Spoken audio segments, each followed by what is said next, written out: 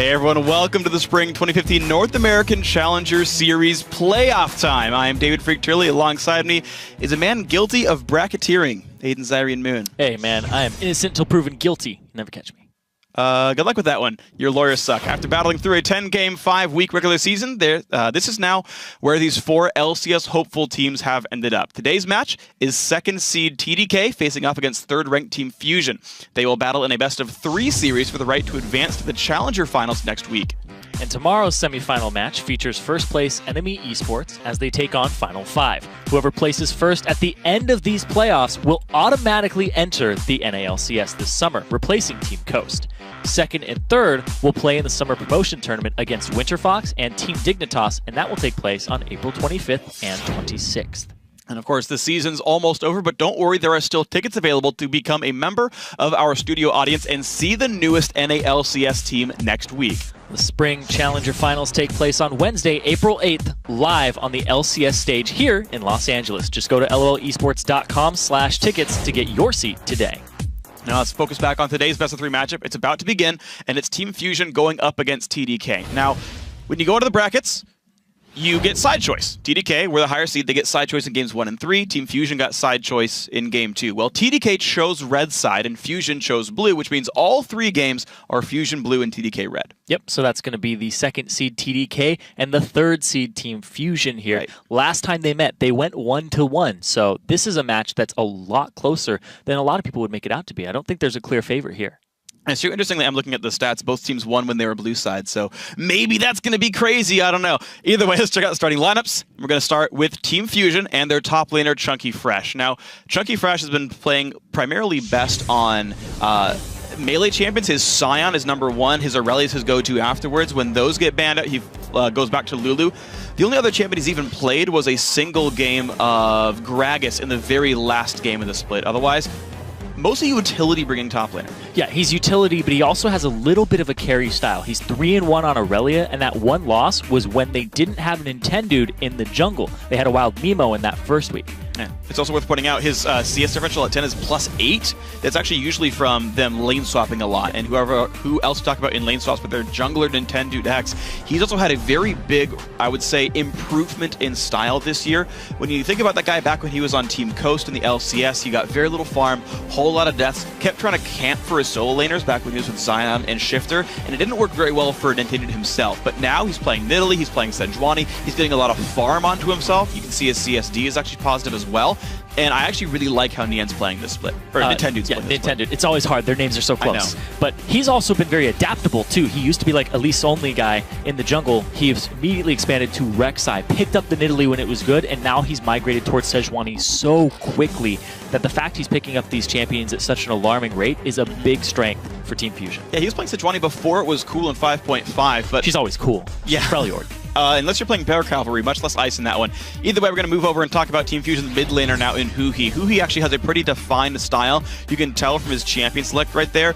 A lot of assassins all day, every day. Yeah, and he likes to split push as well. This is a guy who, even on the LeBlanc, he tries to split push to create pressure. And sometimes it costs Team Fusion because they're very team fight oriented around their AD carry. That's true. Well, we'll see if that's going to work out, though, here with Huhi. Next up, though, you talk about their AD carry. It is Nian Tanso. That's actually the player I want to talk about. You can see his scoreline is ludicrously good. 60 kills, 24 deaths only. Pretty low margin on that one. Good participation. Pretty high CSD, which is interesting because he's almost always lane swapping in these matches. He just kind of wants to get to late game where he can farm. And this is a guy who prioritizes getting farm on himself almost above everything else. And he's routinely ending games like 80, 100 CS above his opponent. Yeah, he's a big force for Team Fusion and usually what they pile a lot of resources into. Like you said, usually lane swapping, usually trying to get him to that late game. And he has the best team fight positioning out of the challenger scene AD carries. And because of that, I really like him on champions like Sivir, where he can bring sort of utility to the team and yet still has a good damage threat because of his farm. We can talk about his lane mate now, though, in Trance. And Trance has actually been really good. He's the newest member of this team. He got picked up to replace Glebe from the expansion tournament. And Trance has actually been really good. He's had to synergize with Nian over the course of time, but largely been a really good pickup with this roster. Yeah, having those engage type supports are really good for him. He's a guy who even plays solo Q Scion support just for the engage. Also, his Alistar scoreline is 0-0-28. Yeah. He's played it twice. So his performances on these types of champions is he goes in and he tries not to die because he's peeling for Nien after he starts the engage. Yeah, it's been pretty good, and honestly, I do like this Team Fusion lineup. They seem very strong overall. But we're going to, talk about both teams here, of course. Starting out on the red side in all three games, as we talked about their picks earlier, is a team that actually hasn't played with its starting roster in a couple of weeks now, and that's TDK. They played week 5 with some subs, and of course there was that week break as well. With IEM Katowice. But in the top lane, actually, I guess we're going to start with Kez here in the jungle, actually. Kez is actually another player, I think, like Nien, who's changed his style a bit. He's been a bit more farm-oriented as well, playing a lot of Nidalee in the recent history. He's still a bit down on farm. His goal still tends to be a bit of vision control overall.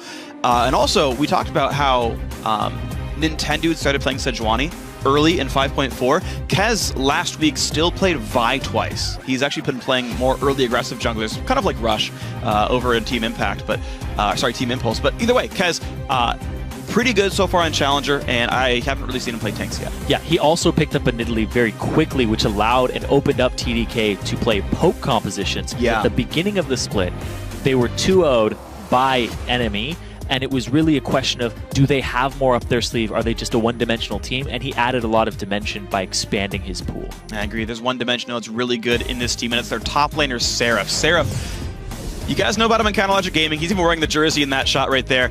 Had a really, really terrible split with Counterlogic Gaming. Here with TDK, he's probably their best player. 73.5% kill participation. He's playing Aurelia and Lissandra as I think his two best champions. He's a carry top laner. His TP flanks are absolutely great. He's got a really good scoreline for a top laner overall. Just absolutely great player this split. Yeah, and he has the highest kill participation on the team of TDK. Yeah. That's how much he's bringing to the squad and how much it revolves around him in the top lane. So the question here today is if a lane swap comes out, Seraph might get behind and Nien will end up in a free farm lane for himself to get him into the late game. Yeah, it's going to be an interesting question. Of course, Kez and Seraph have LCS experience. Can they react to lane swaps well? Whereas Fusion just likes to play every game that way. It'll be an interesting kind of experiment to watch. Now, guys, not going to get lane swapped on really at all. It's going to be Kyle in the mid lane there. And that Jace, you see that Jace in the bottom left? You will only see him on the ban screen in these series. No one's going to let him play this champion in basically the bottom ever. Left. Yeah, in the bottom left corner every single time. You're right. That'll be the very first one, actually. His Jace is very good. He plays some other poke champions, too, like Ezreal and Xerath. He's learned a couple of team fighters as well, like Kennen and Victor, but Victor is disabled, so I want to see what that pool actually consists of this week. Yeah, Kyle's been trying to find a different champion because he's played the LeBlanc, he's played the Zed, but none of them have worked out as well as his kind of staple Jace. Mm-hmm. They've lost one game since being 2-0'd by enemy, and he's had decent performances on every champion that he's picked up. But True.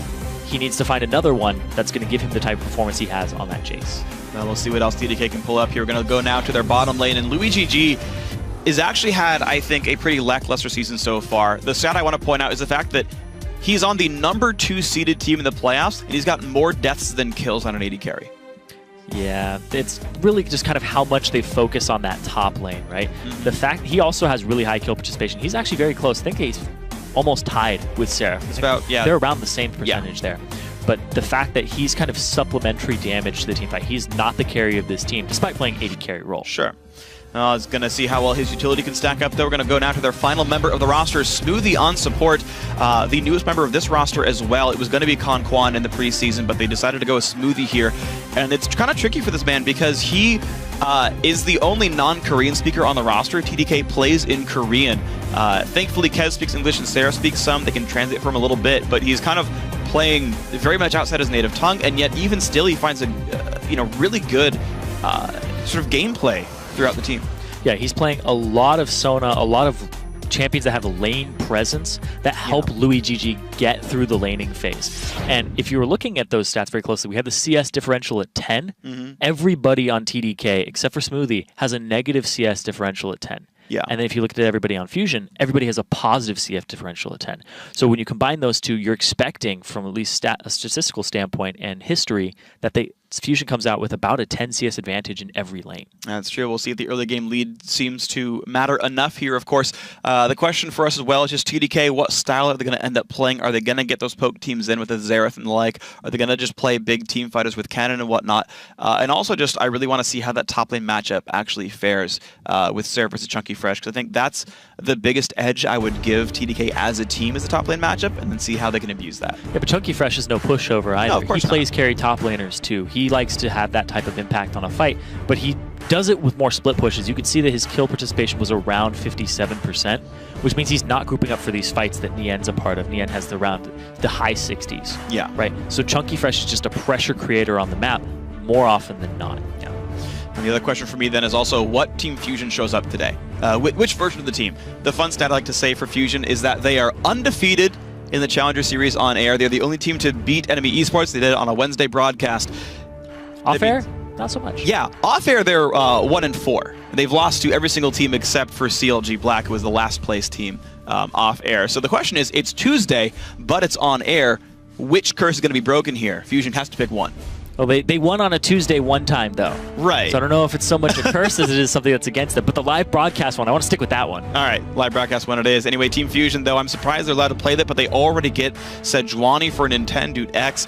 We are, by the way, on patch 5.6. Bard and Victor are disabled due to bugs with the champions. Bard's been fixed on live, I believe, just not on the tournament realm here. And this is, of course, as well, the first day of games on 5.6. The European Challenger Series played earlier in the morning. Spoiler alert, Lowland Lions 1-2-0, largely with some very good play, and we got to see now what these guys do in the patch. Yeah, and a Fiora top. That's true, Fiora top was great. That was a really impressive Fiora top from Morsu. But in NA here, the thing for me is, oh my god, okay. Man, all right, we'll go through things very quickly. The bans that came out, all 3 bans from TDK are at Chunky Fresh in the top. Yeah. All 3 of them. So they're trying to give Seraph the best matchup possible.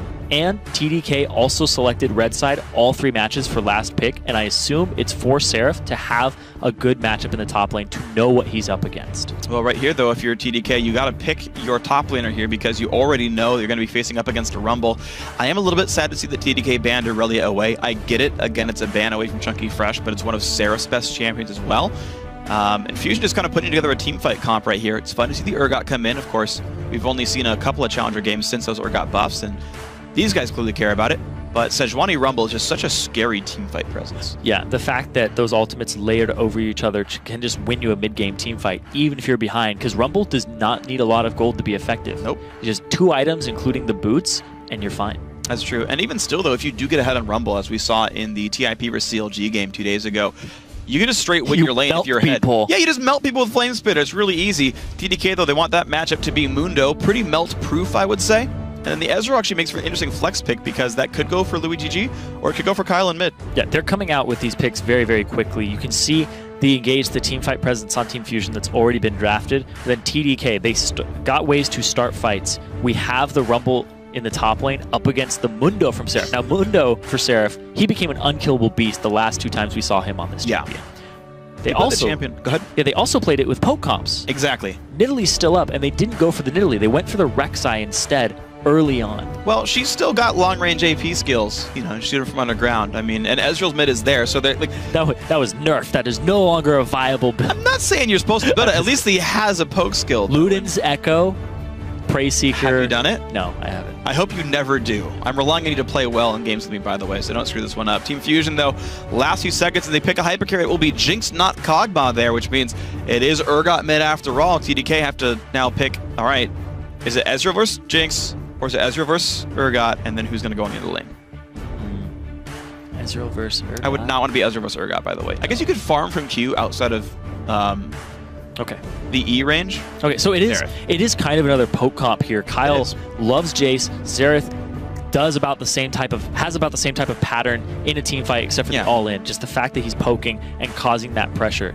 Now, Fusion, they don't have a whole lot of burst damage. They're very sustained damage. And against this Mundo, if Seraph gets to the point that he was in the previous games, it's going to be kind of hard to take him down.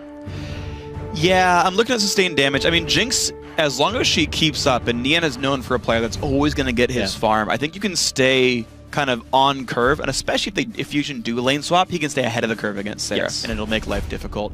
You've also got you know, armor shred coming out from Huhi. You get a black cleaver later on as part of his core build. I actually do think Urgot Jinx allows you to crush tanks pretty reasonably. Leandry is a common item on Rumble. Sejuani is going to be able to build you enough time. I actually do like how that comp's going to work against Seraph. I like both comps, honestly. Yeah. I feel like the Fusion comp is very Wombo combo-y. Jinx, Sejuani, you have your ways to start the fight. Leona too. Rumble, Leona, right? Like these are great. This is a great draft for them. And then Huhi just picking the Urgot. That was a blind pick Urgot. It was. That's how much confidence he had in the fact that Urgot can win this matchup regardless of what it is. Yeah, it's going to be interesting to see. TDK, their defensive tools pretty much rely on running the heck away and hoping Annie Tibbers, or at least her stun passive, buys you enough time. I think it will be difficult for TDK to disengage, but as long as they can keep the rest of Fusion at arm's length, it will work out. But that's the big test here. Now, guys at home, we want to know who you think is going to win the first playoff match this spring. Tweet at LOL Esports with either hashtag FSN win or hashtag TDK win, and we'll check in with your votes in just a few minutes. Hard engaged team, a lot of AoE, a lot of Wombo, and there's a strong team fight team for Fusion. Very obviously a poke comp for TDK, but I say few disengage tools. Yeah. Kyle's going to need to position very well for these team fights. The fact they have so much hard engage does not bode well for Azereth. It doesn't. You want to be in that backline. It's one of the reasons that we don't see so much poke on 5.5, 5.6. Yeah. Tank meta has allowed these hard engage champions to get to the backline very, very quickly. And if he's mispositioned for a second, Huhi can swap him into the fight. That's true. It is interesting to see, like, I do want to, like, by the way, I will preface that I say I agree with you, but it's a very rare situation that will happen. Well, I'm more saying that, like, not about the Urgot, but about the jungle champion pool. Like, Nidalee notwithstanding and Rek'Sai notwithstanding, like, Vi and Jarvan are still, like, these backline reaching bruisers. Like, they still have the ability to get there and be like, hey, I'm going to lock up your Xerath, deal with it. But I guess Sejuani just blocks up more and from a safer range. They don't stand there and be a presence and soak damage as long. The thing is, because as a backliner, you need to get through that front line before you can start dealing damage to it. And if the team collapses around you, and kind of the way I like to think about it is kind of a point, an arrow, going into the middle of a team, and you just have the front line, spread them out, and as soon as that person's front line kind of collapses to the sides of the arrow, it allows your backline to close that distance and go for their backline directly. And sometimes you can ignore the enemy front line because they're trying to peel off the person who's diving. Yeah, actually, I got to see, I rewatched one of the games. It was Jin Air versus SKT from about a week ago. And basically SKT, because they had, like, Vlad Sejuani, who could, like, freely get to the back line without being afraid, the entire other team had to, like, react to the Vlad the Hecarim and just, like, try to peel off these beefy tanks who were killing the AD carries anyway, and Jin Air really couldn't do anything about that. It was pretty fun to see. So yeah, kind of getting in there off the arrowhead and being able to just push through definitely can be very effective here. Fusion are going to be starting out with normal lanes. Looks like the same for TDK. TDK, though, are going to be doing Gromp for themselves. They actually didn't get any lane swaps here, and here's the thing is, TDK get to start with an experience advantage in this bottom lane off of the Gromp, and now the hard shove comes out. They tried to freeze this as well on Fusion's side, but nobody got those deep wards for a lane swap. It was battle lines coming out from both teams. Anyway, either way, Fusion gonna be, yeah, they will hit level 2 second. They don't push the wave very fast either, so it'll be very easy for TDK to get their level 2 in this lane matchup and be happy. Nintendo, they're actually shoving pretty hard. They're actually going to hit it about the same time. Only just now they got it. Yep. Okay. Yeah, TDK was already 2, but the minion wave was a bit smaller, so they weren't really willing to go in there. Yeah. Well, you can see right there that they were actually about 2 or 3 minions ahead on Fusion side. So level 2s came out for the AD carries around the same time. Yeah. Because of the fact that TDK did the Gromp start, right? Yep.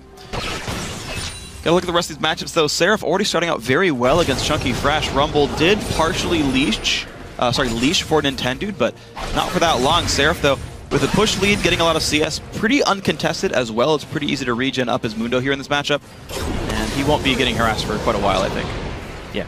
And it's funny, too, because Seraph plays this Mundo kind of as a carry top laner. You think of him as a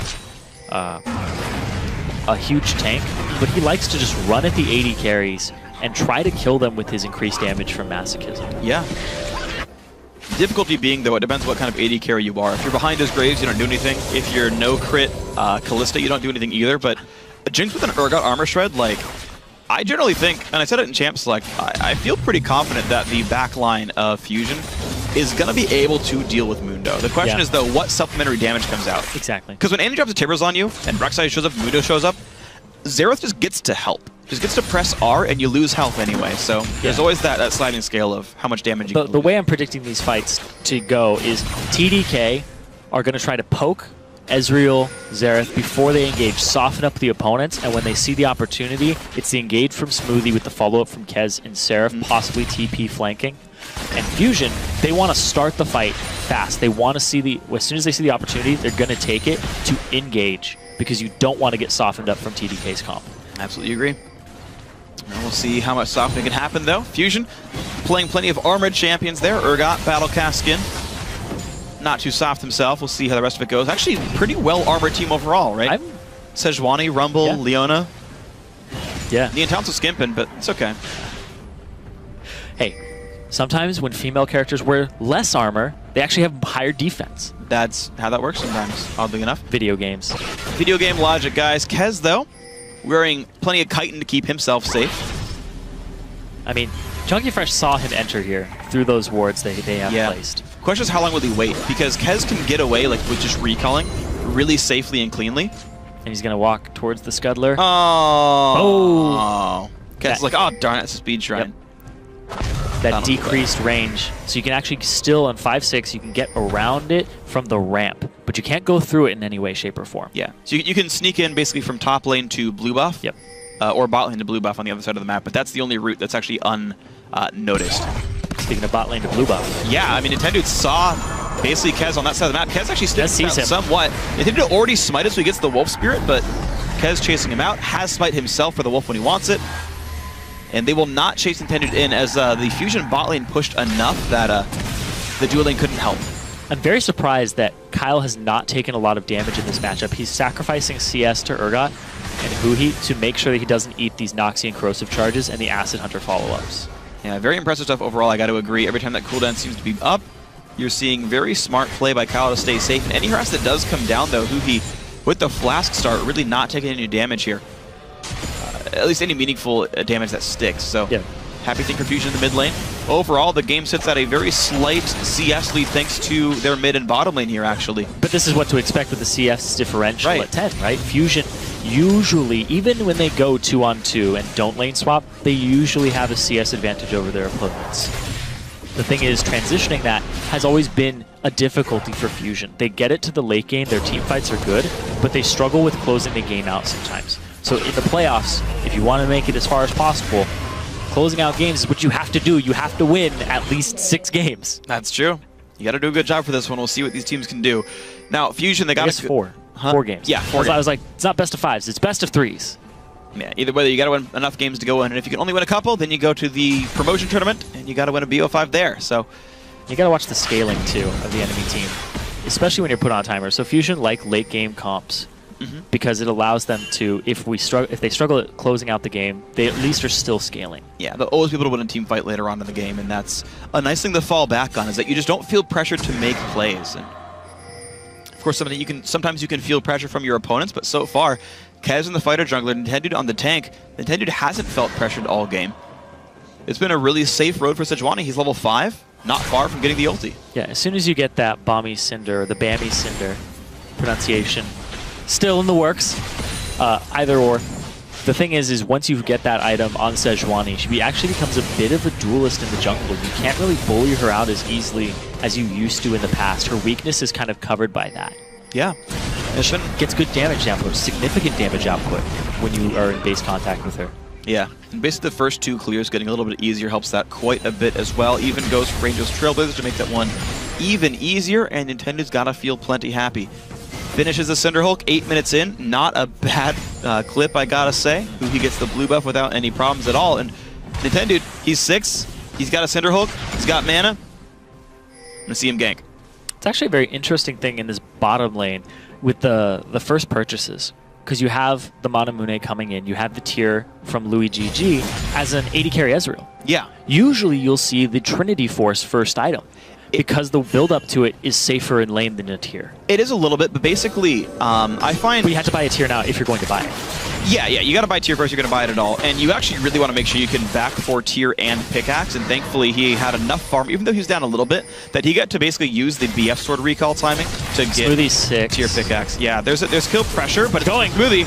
Going under Niantanzo, half health. Ezreal comes by, but flashed by Nian, and out goes the team. Both junglers are here. Great flash in, the counter engage, first blood goes to Louis GG, but the counter engage gets Nian one back. He's got a red buff here. Ulti comes in, but they don't keep chasing. Fusion on a mixed call there.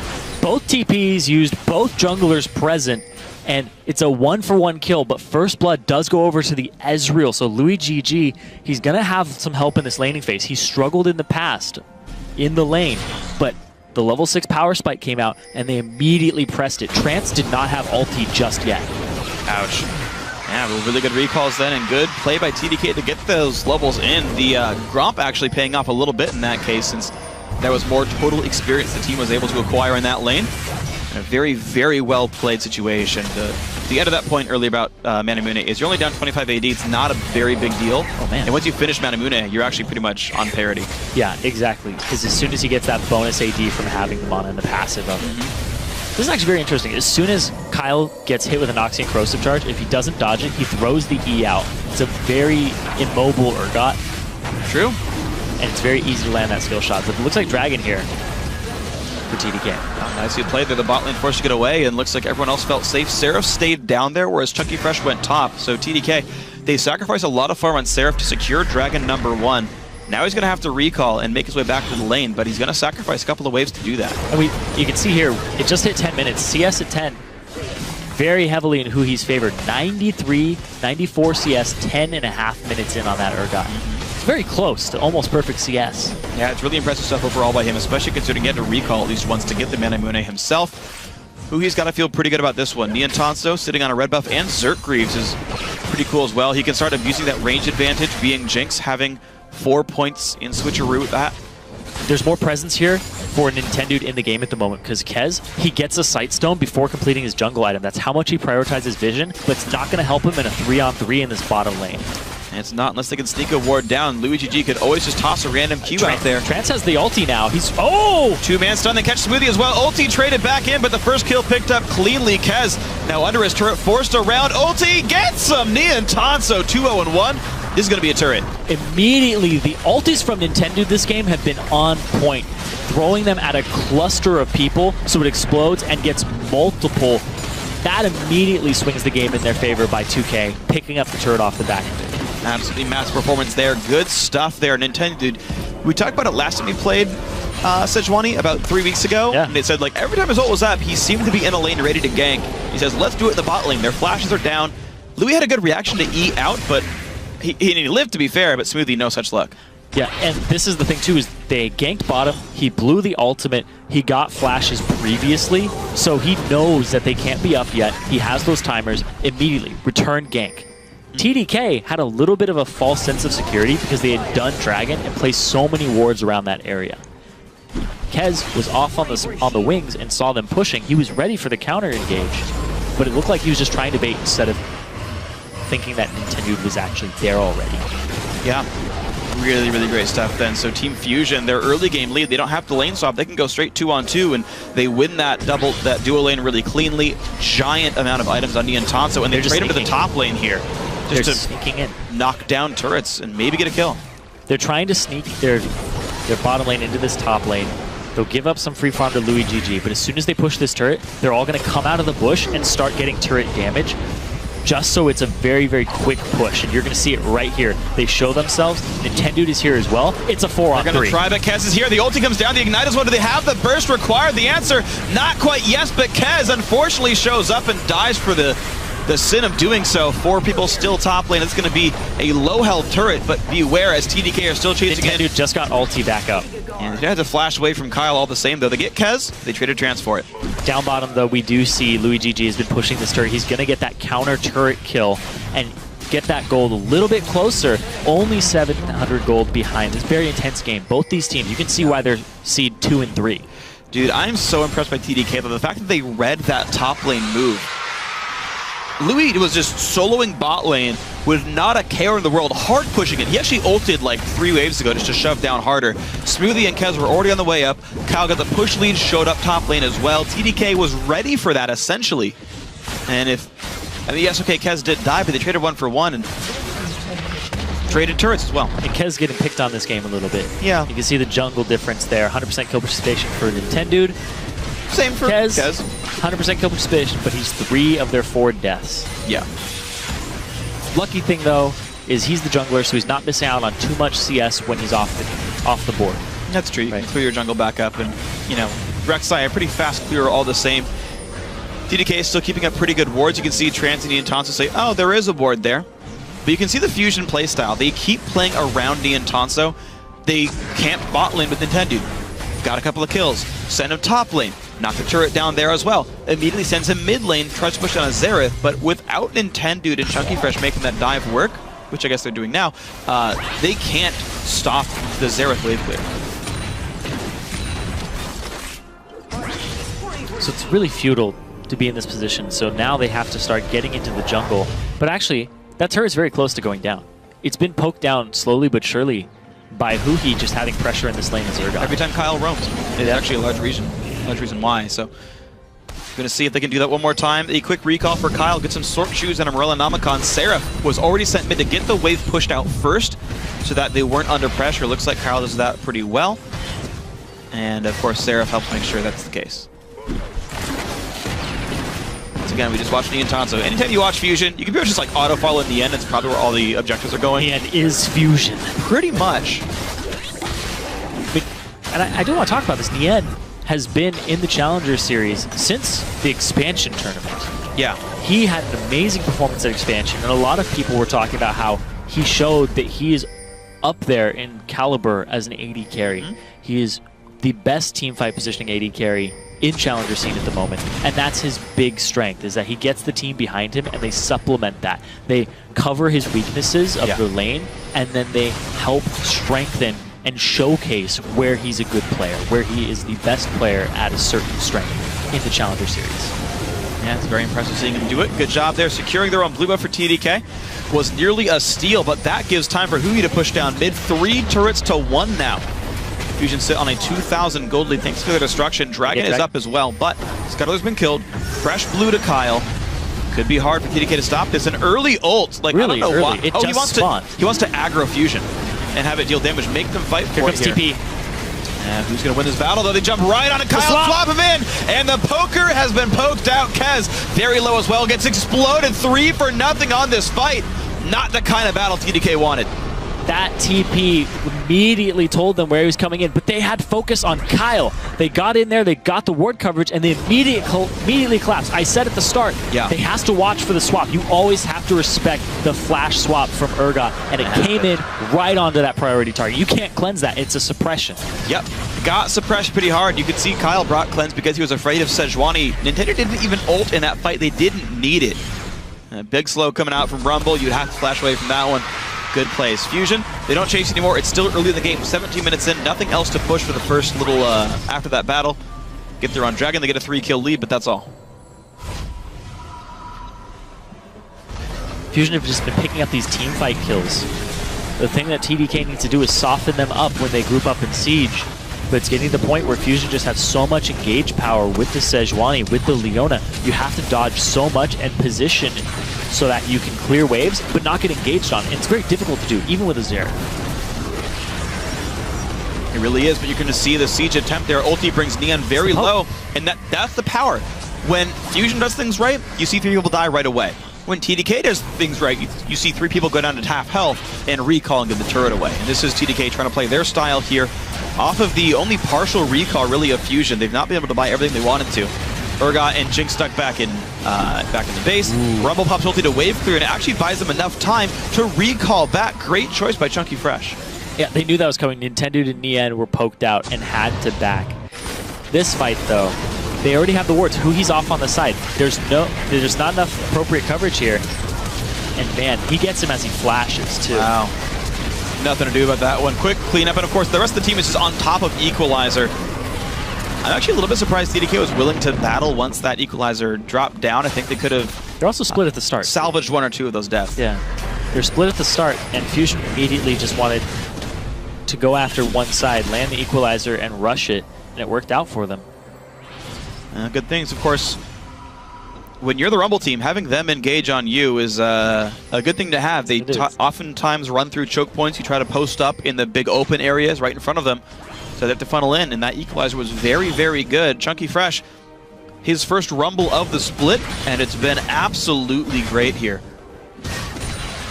Not even pulling any bans. No one really saw this champion coming. He completely hit the pick until now, and he's been really big on it. He took 3 bans. Yeah, you wouldn't have guessed. They're trying to ban out Chunky Fresh, and he's like, I got more. We've had a graphic of his champions to watch. Yep. TDK were watching it too. Wasn't even close to being on that. Another person I want to highlight though is Huhi. 180 CS, 19 minutes in his Urgot, 36 over his lane opponent, who's a Xerath, who's a safe farmer. That is really big. That just shows how much pressure the Urgot pick has and how much it has in Huhi's hands. Yeah. Who even got to Kyle and gave him that first step. Right, and how many games does a Xerath's turret die before his lane opponent? But that's the case right here. Great stuff overall. And oddly enough, you know, we talked about it in the pregame, the opposite here, but LuigiG is actually the best performing player on his team. He's got the most CS. For Iceborne. Yeah, it's appealing. It's a full blue build Ezreal. He needs to slow the enemy team. I think it's the right choice to the poke comp. I think you should run this. Yeah. He's not going for the Trinity Force. He doesn't want that damage. He's going for the kiting ability to keep them at arm's reach. Yeah. Well, Seraph getting poked around a little bit there. Warmog's first for him, so very regen-heavy build for Seraph. Warmog's plus Spectre's Cowl. He's going to want the Visage, but he's going to need a Thornbow before too long as well. Otherwise, Nian Toss is going to chop him up in team fights. Seraph, though, otherwise unkilled. Still a lot of room to grow for Fusion. Not Fusion, rather, but TDK. I think they still need a lot of time to get some core items in. They finished Iceborne Gauntlet, a finished Void Staff or Death Cap for Kyle. Really important stuff still to go. Now there's multiple lanes being pressured right now from Fusion. They're doing the ritual of putting down wards between 2 turrets so you can go between both of them as tier 2s and try to out-rotate your opponent. Try to get there and migrate before they do. You're just seeing, though, the TDK wave clear is so strong. It's one of the nice side benefits of a poke comp is, I think a lot of times we talk about poke comps and we say, oh, you know, they're really good when they're ahead, but they don't do well when you're behind, because we used to talk about Nidalee a whole lot. Well, the poke champions here from TDK are all AoE poke champions, right? Ezreal Ultimate, Xerath Q, even Rek'Sai Burrowed Q. The wave clear is real good from TDK. Yeah. The diving is not that strong. Nintendo has no armor items that isn't a Ninja Tabby right here. So diving not easy. You're going to see minions get wave cleared. Ooh, Trance, got to be careful. Dodges. Gonna survive. Iceborne, sorry, the ulti from Sejuani used to disengage. You can see how scary TDK can get. Yeah, they put a lot into that bottom lane, but you can see Huhi immediately pushes up, tries to just chip away at this turret. He's already half done with it. If they just keep going back and forth, that turret will be down by 24 minutes. That's true. I mean, progress is getting made here by Fusion. They're taking just the right risks here. Smoothie did not find a flash engage to keep them locked down a little bit longer, but Annie timbers into a Xerath Ezreal burst is going to bring most champions close to dead here. And TDK off forcing those recalls are going to try once again. He ults for wave clear. Doesn't get much for it. It's chunky. Look how afraid LuigiG was, though. Could have gotten a couple more auto attacks down. Even empowered by Iceborne Gauntlet, they do bonus damage. But not quite going to knock that one down here. The only turret kill TDK got was a trade for when Fusion sent everyone top lane here. Very close to having that Mana Mune turn into a Muramana and get that spike around 24 minutes for LuigiG. Then he can start doing some significant damage when he pokes people. Right now, without the Trinity Force and the Muramana completed, he's kind of just a CDR. He has to hit multiple ones back-to-back. Yep. Qs. He's a kite bot. He is. But as he gets the, I hope Last Whisper next, actually. Well, I mean, both are good, actually. Bloodthirst is okay too, but Last Whisper will come online sooner and will do more total damage per shot. It'll be Blade of the Ruin King. that one's actually also okay since he's dealing with 2 kind of tanks here, but as far as common builds, I just tend to see BT and Last Whisper be more common. But yeah, you know, TDK is going to keep growing, and like every single item these guys get is a very big power spike, right? Ezreal gets Armored Pen.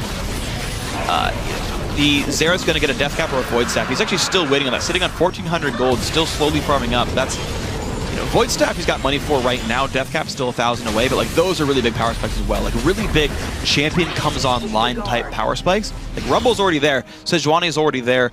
Honestly, who he's Urgot's already there as well, right? So like really time is only a better thing for TDK, which is weird because like Jinx is here and Jinx is scary and all that stuff, but there's just so much more TDK needs. Yeah. I was just thinking about the Jinx scales, but Fusion spikes earlier, is what it comes down to. They spike and then they kind of level off, is what you're saying? Except for Jinx. Okay. Right, yeah. like the Urgot. Like, Urgot's Urgot. Rumble's Rumble, like, done. Yeah. They don't get really scarier compared to composition. Urgot just gets a little tankier, right? He'll get the CDR, and then he'll get more Qs off. That's about it. And then he gets moderately tanky. He becomes this threat that's kind of hard to peel. Like, Urgot's a little bit of a different beast than he was before. He doesn't have, like, hyper skill. He does get tankier, and that doesn't matter. Although, I think skilling notwithstanding, I think that's not the most necessarily important topic for right now. It's Fusion, though, still trying to play the aggression because they are up 4,000 gold. Nope. That's the second try. I mean, you're seeing the CDR build working quite nicely. 25 CDR in items. You get a lot of ults for Luigi, just not quite stealing here. Fusion are seen right here, but they're trying to choke out the jungle. They don't realize they're from seen. TDK. Trance is like, yo guys, I'm gonna trap you. He looked like he was alone. No one stands there for no reason. Yeah. Fusion try again though. Try it again. This time they have the ward control though. Trance actually sitting outside the brush to look for other stun targets. Nice key right there. You can see pressure not applied very fast by Fusion. The Death Brush not going to work here. It's good to see, though, because Fusion, like we said before, they struggle with closing games out when they have an advantage. And closing out in a timely fashion, because, like you said, spikes are an important thing. If your comp levels off and doesn't scale too much more and you rely on the team fights, you need to close the game out during those spikes. And seeing them try to Death Brush and trying to force something that's going to give them an even larger advantage is good to see. It seems like a healthy direction for Fusion. Right now, though, TDK are not going to fall for those types of moves. They're going to try to poke you. They're going to try to go after lanes because they still have a lot of things to take. They only have one turret. They're not going to check that bush if they can just shove down middle. That's true, but we've seen that their siege, it got them into a little bit of trouble last time. You saw that bot lane fight was a little scary. Fusion had to get away. He did get away cleanly. Now, we've had such a lull for so long that every ulti and every summoner spell is available right now. Fusion, so far with their lead, have been playing the Dragon game nicely. They got 2 in a row. The various tier 2 turrets have been getting injured as well. They get their second blue buff steal in a row as well. That's how long Fusion have been in control, that they've gotten... actually, no, the prior one did go to Kyle, I think, but it was contested. I don't remember anymore. But either way, Fusion really starting to take control of the jungle. They got the red buff and the blue buff in the enemy jungle. They got the last 2 dragons. They still have yet to sacrifice more than 1 turret. Okay. The question is, what does Fusion do with their advantages, essentially? Well, they don't have the wards up on TDK's side just yet. TDK's a little bit blind around the map inside their own jungle on both the north and the east side. So right now, Fusion actually has priority in those areas. Yeah, and of course with Fusion having engage power, TDK with their primarily squishy lineup, it's very hard for them to get around the map and not get punished for it. Big item power spikes come in though. Death Cap just completed for Kyle. Last Whisper just done for Luigi G. Dragon's up in I think 2.5. Yep. And that could be a very important fight as Fusion continues to try to take ward control over. TDK have to realistically respect a Baron attempt. Thankfully for TDK, they've got the items to fight, I think. Yeah, Muramana completion has been come online for Huhi and Luigi. So this Ezreal is going to be doing some decent damage. No hyper carry. No. But they need to get their poke on at turrets. At these objectives, this Baron seems like a more real possibility for Fusion and baiting it. But look at this poke. He's going to hit Niantanso. And Niantanso cannot stay here. They're going to get this turret. There you go, TDK. They got the item spikes. They waited for it, and Luigi G pops the ulti early just to poke these guys down. DN goes for Bloodthirster third to try to get his health back up when these poke things happen. But no, Fusion are looking for a bit of a flank. They've got Rumble coming down, but he's getting headed off by Annie. If they get caught out, it's going to spell disaster. Niantanso's not there yet. And Fusion suddenly have to play a lot more defensively. TDK, they're starting to get pink wards in their own territory. You see one in front of the red buff. You see one near their blue as well. In TDK, since they say, okay, our comp came online, let's start taking map control back. Fusion unable to get more than 3 turrets and 2 dragons from their early lead. You know, I don't know if it's going to be enough for them to hold on to this advantage. And it's only a 3K difference now. after that turret take, after the wave clear, this next dragon is going to give the movement speed to Fusion, and the movement speed cannot be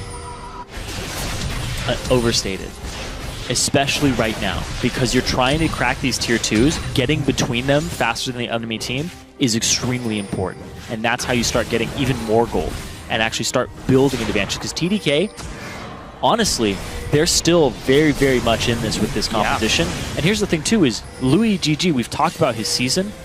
It hasn't been the most stellar season for him, debut as well.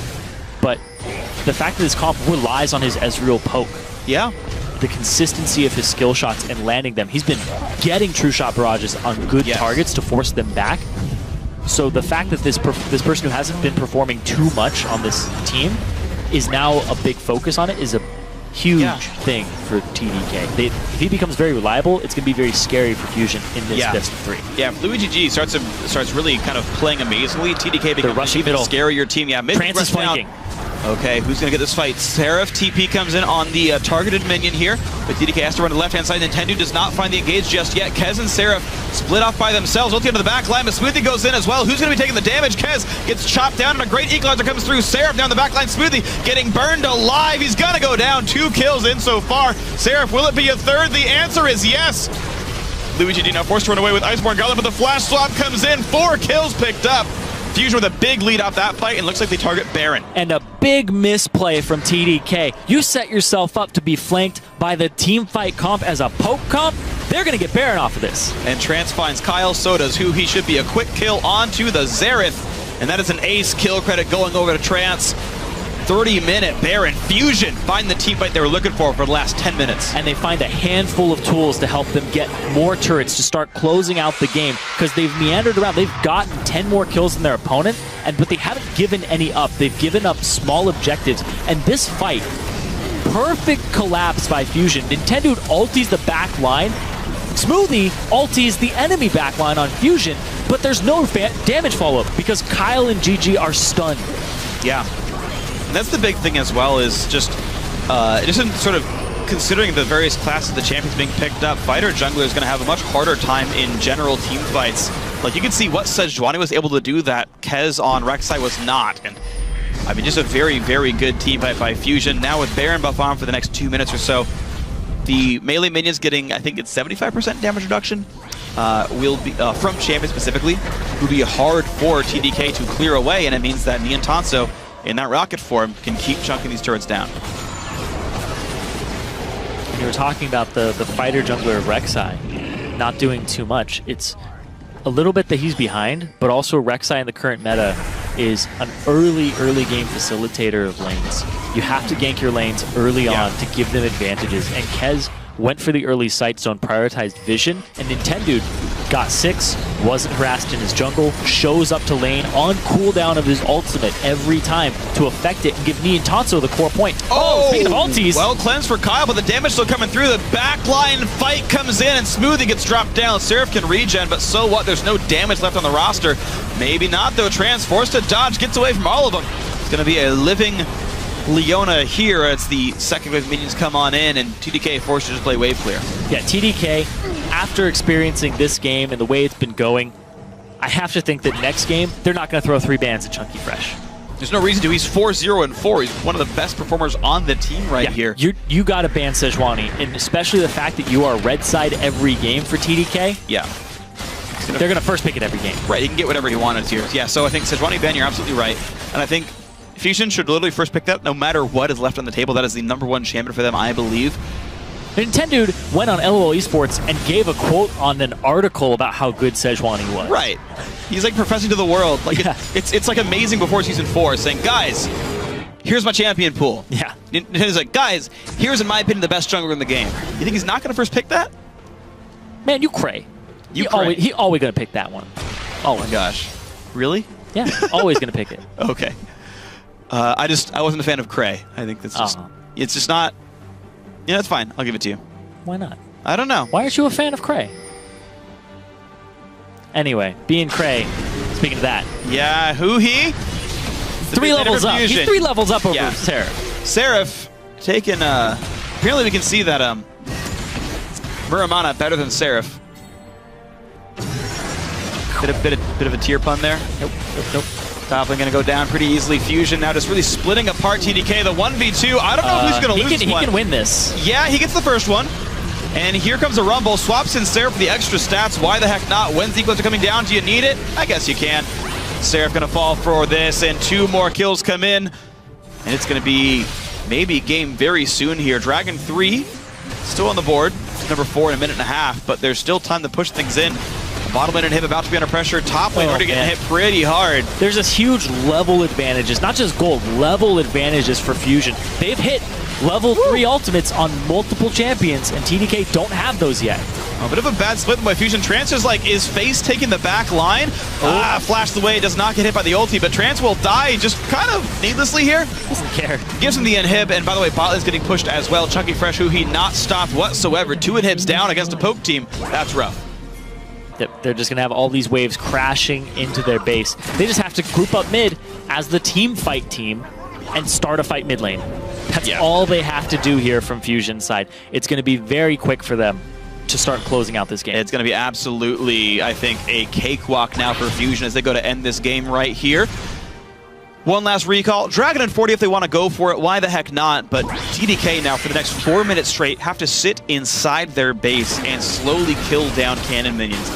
They picked a poke team, which means their sustained DPS actually much lower than conventional team compositions, meaning they're actually even worse than most other teams at killing off super minion waves. Even just dealing with Fusion's comp too, killing an Urgot, he's going to have that shield back up by the time you get through it. And he's almost full build. He's very close to full build 35 minutes in, and these are not overwhelmingly cheap items either. No. This is a very rich Fusion roster overall. Question is, they said, you know, they want to work on closing games out. Well, 35 minutes, not a bad scoreline here. Bit of a lull in the mid game, but I can't really blame them against a poke team with wave clear. And they will do Dragon 4 first. Seraph slowed down as ulted check, but who cares? Kez coming in, that's going to be the last fight of the game, potentially. The engage comes off, Kyle stays safe. A lot of burst comes in, but Kez is the first casualty, so down goes Smoothie, and now Seraph buys a lot of time with a poke from Kyle, helping a little bit here. Yen tries to get him, who can he hit? The flash engaged, Nintendo gets one, Seraph going to be the second casualty. All right, that's going to be a 4 for 1. That's going to be Fusion. Look at the front door of this one. UGG just running away. He's limping away, getting through the gate, clawing his way back to his Nexus turrets, but that's not safety right now, because Fusion are coming for that win. Nintendo over the wall, big minion wave here as well to push on in. These Nexus turrets, not long for the world. Number 1 goes down, number 2 at the same time, just to the minions. And Nexus will drop 36.5 minutes in. Fusion are 1 game away from the Challenger Series Finals. And this is the team that lost an expansion tournament. They were 1 game away from being in the LCS. That's true. They went to all 5 games in the expansion tournament, and then when I talked to them, they lost Mac Noon, they got Chunky Fresh, they lost Glebe, they got Trance, and they came together as a team, and they were saying, this is a team that needs to focus up and look at the next split.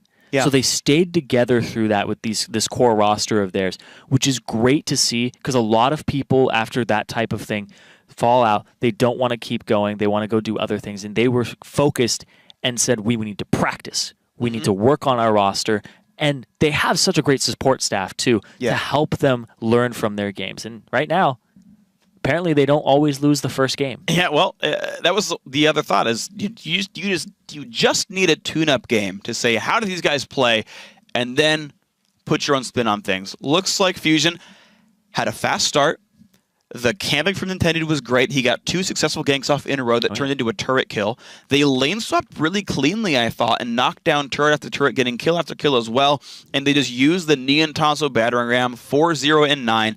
Good score by him. 349 minions, highest in the game as well. No surprise that he did that as well. Highest goal of the game, no surprise here. The tried and true Fusion style. Yep. That was good for them. Their mid-game, I think, was a bit slow to my liking. I'm not sure what they could have done different necessarily, because Xerath and Ezreal do have obviously very good wave clear. Turns out, risk aversion, not horrible for them. Didn't lose much. Only 4 kills all game is pretty darn impressive. And all 4 kills were on the support, Trance. He's the only person who died on Fusion. Everybody else has a big goose egg, big 0 in that death column. Yeah, I think 1 or 2 of those were probably unnecessary. I think the one where they dove, like... He's just standing there. He's tanking a Nexus turret, like... like they're hitting inhibitor, and he's like, I'm gonna hit this guys. If they make LCS, don't put Fusion on your fantasy or Trance on your fantasy roster because he's just gonna feed. He doesn't have to. He doesn't. He's just like, I'll give myself over to this turret. Yeah. Either way, though, I think Fusion looked pretty good here. So let's think about this. We're now in a best-of-3 scenario. So TDK have to win 2 in a row. Now, their actual laning performance was pretty good. Yeah. Okay, so I was impressed by that. I was too. Huhi's Urgot outmatched Kyle a little bit, but Seraph did great. And actually, he eventually split pushed his own turrets down, so that was cool. He got a kind of individual edge later on in the game against Chunky. Yeah. Luigi G and Smoothie also were very good at the bottom lane. Luigi G ended 2-1-1, one of his best score lines in a loss probably ever in the Challenger Series here. Those were really bright points. Kez, though, third game in a run of fighter jungler, post 5.5. I have not seen him play a tank yet. And if TDK are not going to get early advantages, why play a fighter jungler? Yeah. Especially someone like Rek'Sai who doesn't have a lane. I was really confused because Nidalee was up and he had fantastic Nidalee performances that baffled me because he's just like, he loves vision control, and instead of getting a sight zone, he just places traps everywhere and he bullies the enemy jungler, which is Kez doesn't have that type of style unless he's on Nidalee. So it opens up a play pattern for them that punishes tank junglers, which you have to get them levels 1 through 5 in their own jungle and bully them around. And Nidalee's the perfect pick for that. Yeah. And I do want to speculate a little bit about picks and bans. I think Sejuani's not going to make it through. I think you have to ban that as TDK. And I think the Urgot was something they don't know how to deal with yet. So it's another thing you have to ban out. Yeah. I think another thing as well that's going to come in here is a focus on Aurelia. I do not want to see TDK ban it because Seraph plays it well. I trust Seraph to do well in lane against Chunky Fresh overall. And then you can create a situation where, hey, Chunky Fresh, first pick the Aurelia, or give that away to something else, right? His Rumble was good enough that first picking that shouldn't even be that big of a deal, but it lets Seraph play something he is good at himself. I think it's a wasted ban and actually a hurtful ban in some situations. We'll see what adaptations come in for Game 2, so as the players ready up for that game, we're going to take a short break. However, when we return, Team Fusion will attempt to reach the Challenger Finals with one more victory against TDK. Don't go anywhere.